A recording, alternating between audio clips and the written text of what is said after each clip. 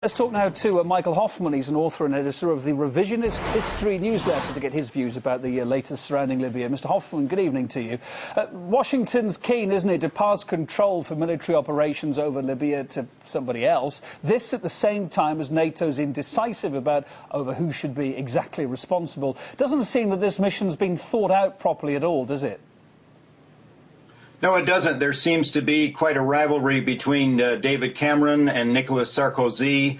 And then Turkey is also dissenting because the Turks have already said that all they want is a no-fly zone, nothing more than that. The Germans are now stating that they are removing their navy from NATO control. So it seems like this is quite a muddled job indeed. So who should take the lead as you see it, if you had the say in it? Well, if I had any say in it, it would be the Arabs, and it would be the Arab decision alone. Surely, despite all the euphemisms and cover stories that have been issued, this seems like and appears to be another type of imperialism. It has to be seen that way in the Arab world. And no matter how much Sarkozy wants to claim that as long as France is leading the mission, the Arabs are supporting it, I don't think that that is going to be seen as anything more than disinformation. Let's leave it to the Arabs to take care of their own bailiwick. And meanwhile, those of us here in the United States faced with a fiscal budget crisis are wondering how on earth we can afford another war, a third front, when we can't even afford social services for Americans. Well, that's exactly what I was going to come on to next, sir. Is that why the US is trying to distance itself tonight and hand over the baton, the unfortunate baton, as it were, to somebody else? Because it just can't afford it. I think that Obama is facilitating here. I'm not sure if he really knows what to do. In the United States, we've been very disappointed with him. He seems to be a velvet glove on an iron fist and not much more than that. And he seems to be trying to extricate himself from this situation. But our question is, why did he get himself into it in the beginning? And why is he using our taxpayer money to do this while the Republican right wing, which is very eager in the United States to be involved in policing the planet, is at the same time telling us that we cannot afford basic social services. This angers many Americans in the United States. The other big unanswered question, of course, Washington's yet again confirmed the US stance over Libya, saying that Gaddafi should immediately step down. I ask you, is this about taking down Gaddafi or protecting his people, or about oil, or a mixture of it all? Well, it can't be about protecting people. I reject that rationale because where are the people being protected in Bahrain?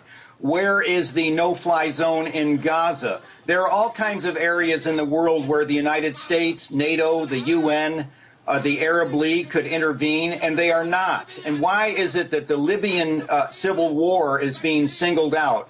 I agree with you. I think that there is another motivation here. It may be oil. It may be some other aspect of geopolitics.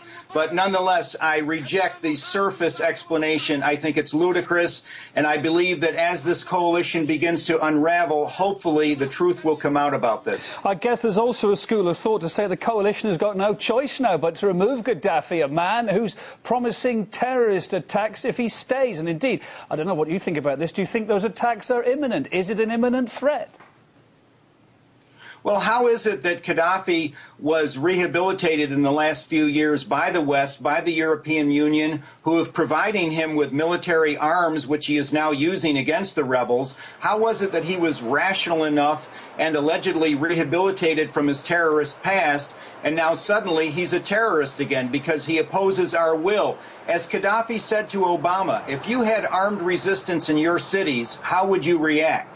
Now, whether or not Gaddafi is serious about this rhetoric that he is using, which is, of course, very unfortunate and counterproductive, nonetheless, what right do we have to assassinate him, which is essentially what it is? Here in the United States, we had a series of shootings in Arizona where a madman killed a congresswoman and a federal judge, and this was universally condemned, as it should be in the United States, that assassination plays no role in American politics. Why should it play a role on the national scene or the international scene? And how do we know that the rebels who are fighting Gaddafi are going to be any better when we are dealing with a tribal situation?